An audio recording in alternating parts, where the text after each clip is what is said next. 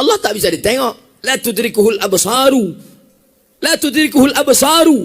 Allah tak bisa ditengok dengan mata. Wa huwa yudrikul absara. Allah yang menengok kita. Adakah Nabi yang ingin menengok Allah? Ada. Siapa dia? Musa. Ya Allah, tunjukkanlah aku macam mana bentukmu. Kata Allah, kalau kau mau, unzur ilal jabal. Tengok ke bukit itu. Nabi Musa pun memandang ke bukit Tursina. Falamma tajalla rabbuhu lil jabal. Ketika Allah menunjukkan cahayanya di Jabal Bukit Tursina. Apa yang terjadi? Fakharra Musa sa'iqa. Begitu dia melihat bukit itu, langsung Nabi Musa pingsan, jatuh dan tumbang. Ketika sadar Nabi Musa dari pingsannya, apa kata Nabi Musa? Tubtu, taubat ya aku ya Allah. Taubat amba ya Allah, indah akan ingin leh. Aku apa nan ingin kau? Insyaallah. Ini tidak ada Nabi ingin, dia bertanya sih. Lalu datanglah orang bertanya kepada Abdullah bin Abbas, ahli tafsir, sahabat Nabi yang paling hebat. Abdullah bin Abbas, yo, apa nan dicaliak Nabi Musa di atas bukit Tursina itu? Bukan Allah yang nampak di atas bukit Tursina, baru cahaya keagungannya. Sebesar apa cahaya yang ditengok Nabi Musa? Abdullah bin Abbas tidak menjawab, ini hanya memberikan isyarat. Rupanya cahaya yang nampak Nabi Musa di atas bukit Tursina itu segadang ikut pingsannya. Padahal Nabi yang paling kuat adalah Nabi Musa. Dari mana Ustaz tahu Nabi Musa itu paling kuat? Nabi Musa ngantri sumur, tertutup batu bergelinding dari atas, tertutup pintu sumur. 30 orang menggeser batu, tidak bisa. Datang Nabi Musa hanya surang saya. Terbuka. 30 orang tenaga Nabi Musa mencari cahaya keagungan Allah segadang iko pingsannya. Kalau awak 3 kali mati. Jangan pernah berpikir ingin melihat Allah, tapi rasakanlah bahwa Allah melihat kita. Kalau ada tuan guru mengaku-ngaku memandang Allah Ta'ala, ambolah ambo pejam mata, ambolah putih makrifat, kalau nampak Allah, nampak ambo Allah, antuk kan kepalanya ke tiang. Lapor ke Pak Kapolres Kapolsek, penistaan agama, penodaan agama, ada pasalnya. Siapa yang mengaku melihat Allah Subhanahu wa Ta'ala? Karena apa? Ulama tasawuf setinggi apapun kajinya, tengok si Abdul Wahab Sa'rani dalam kitab Tanbihul Mukhtarin, idza ra'aita rajul, kalau kau tengok ada orang mengaku wali Allah, yatiru fil hawa, terbang di atas awan, yamsi 'alal ma, berjalan di atas air, la taghtar, jangan tertipu. Walaupun terbang di atas awan, walaupun berjalan di atas air, la taghtar, jangan tertipu. Tapi pandanglah bagaimana istiqomahnya dalam beribadah. Kok tidak sembahyang mengaku mencari Allah? Tuan guru tidak sembahyang. Ambo sembahyang di Masjidil Haram. Ustaz Somad sembahyang. Ustaz Somad tuh Ustaz syariat, itu hakikat. Lah putih gaji kan? Bukan di situ memandangnya, tapi tengoklah. Makanya pesantren ini ingin menyelamatkan orang jatuh dari perbuatan bid'ah, khayal, ilustrasi, halusinasi. Tapi diselamatkan dia dengan berpegang kepada Quran dan sunnah. Taraktu fikum amra ini, kutinggalkan pada kamu tak banyak, 2 perkara saja. Intamasaktum bihima, kalau kamu pegang yang 2 ini, lan tadillu abada, tak akan sesat untuk selamanya. Kitab Allah Al-Quran dan sunnah Rasulullah sallallahu alaihi wasallam. Abu Bakar tidak menengok Allah, Umar tak menengok Allah, Ali tak menengok Allah. Tiba-tiba ada orang sekarang mengaku menengok Allah, laporkan ke Kapolres, penistaan agama, aliran sesat, masukkan ke penjara, baru dia tahu. Bagaimana kalau laki-laki tidak mau sholat, malas? Ayo, kenapa sabui tadi? Tidak maunya sholat. Kalau dia tidak sholat, tanya, mengapa kamu tak sholat? Jawabannya 2. Kalau dia mengatakan sholat itu mubazir, buang-buang masa saja, kafir. Orang yang mengingkari sholat maka hukumnya kafir. Tapi kalau dia mengatakan saya tahu sholat ini wajib, saya tahu sholat ini wajib, mengapa tak sholat? Kamu malih, fasik. Kalau orang menolak sholat, kafir. Kalau orang menerima sholat tapi tak mau sholat, malas, fasik. Orang yang kafir.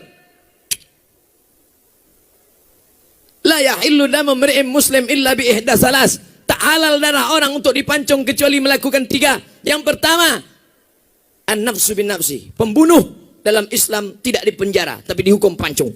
Yang kedua, as-sayyibu zani. Sudah menikah, berzina.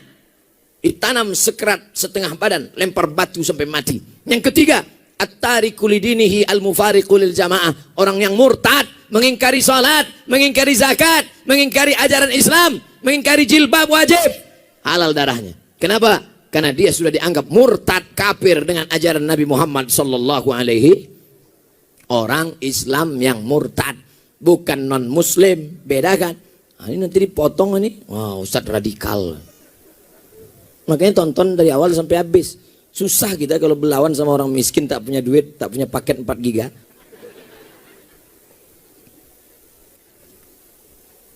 Saya sudah menikah 4 tahun. Alhamdulillah istri sudah 3. Hamil 3 bulan. Namun 1 bulan terakhir ini istri sering sakit perut.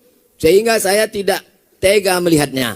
Lalu saya sampaikan kepada istri, jika kamu tak kuat, gugurkanlah. Berdosakah saya menyampaikan kalimat tersebut, Pak Ustadz? La taqfu ma laysa laka bihi ilmun. Jangan kau bicara kalau kau tak punya ilmu. Ini suami tak punya ilmu. Yang punya ilmu tentang perut istrinya ini adalah SPOG, spesialis obgyn, spesialis kandungan. Maka pergilah ke Payakumbuh, datangi spesialis kandungan, diperiksalah perut istri tadi. Pas diperiksa, ada masalah tak dengan janinnya? Kata dokter SPOG, masalah bukan janinnya, terus jariang. Betapa kau sudah salah, suami. Itulah makanya kata Allah, la taqfu ma laysa laka bihi ilmun. Jangan engkau mengeluarkan hukum yang kau tak tahu, karena itu bukan bidangmu.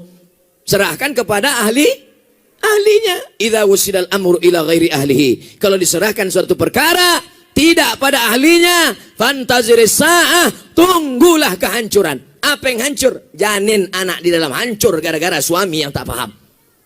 Hati-hati perempuan. Yang sakit perut tanya suami. Suami itu membawa ke dokter, dokter memeriksa di USG. USG cali rupanya randang 3 piring. Itu ilah sakit. Tapi kalau ternyata memang janinnya, pilihannya cuma 2. Antara menggugurkan dengan mati. Bapak, pilihannya 2, Pak. Ini anaknya mesti diaborsi, gugurkan, atau istrinya mati. Bapak pilih mana? Biasa mati saya, Pak Dokter. Pilih mana? Kalau masuk awak ke hutan, makanan indah ado, pilihannya cuma 2, mati atau makan babi. Pilih mana? Pilih makan babi. Tidak boleh awak pilih mati. Aku mati saya, Pak Ustaz. Jangan, coba babi kau sekentek lo. Untuk menyambungi duit saya. Goreng, ambil kecap sikit. Lama aja bu, anda boleh. Dalilnya apa? La tulqu bi aidikum ila tahlukah. Jangan kau jerumuskan dirimu ke dalam kematian dengan tanganmu sendiri. Maka awak mesti memilih antara 2. Kalau dokternya amanah, dokternya memang dipakai Majelis Ulama Indonesia untuk menetapkan hukum halal haram dalam makanan. Begitu juga dalam masalah kandungan. Dokter mengatakan ini pilihannya cuma 2, Pak Ustadz. Kalau dilanjutkan janinnya ini nanti akan mati, akan ibunya mudarat. Tapi kalau mau diaborsi masih mungkin. Maka saat itu akhaffud dararain, memilih mudarat teringan di antara yang berat, maka boleh aborsi dengan 2 syarat. Saran dari dokter amanah dan dari Ustadz. Bertanya kepada Ustadz Gus Rizal Gazahar, Ketua Majelis Ulama Indonesia Sumatera Jale. Jangan asal periksa. Beko bini sakit paru nyodang begitu. Lah cukup syarat. Allahu Akbar, Allahu Akbar. Allahu Akbar, Allahu Akbar. Asyhadu an la ilaha illallah. Asyhadu an la ilaha illallah.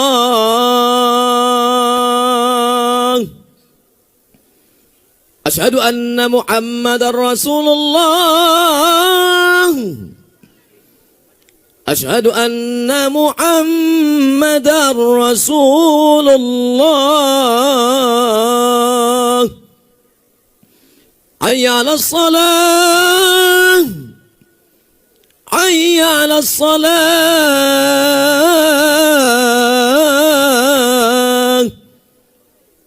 Hayya 'alal falah. Hayya 'alal falah.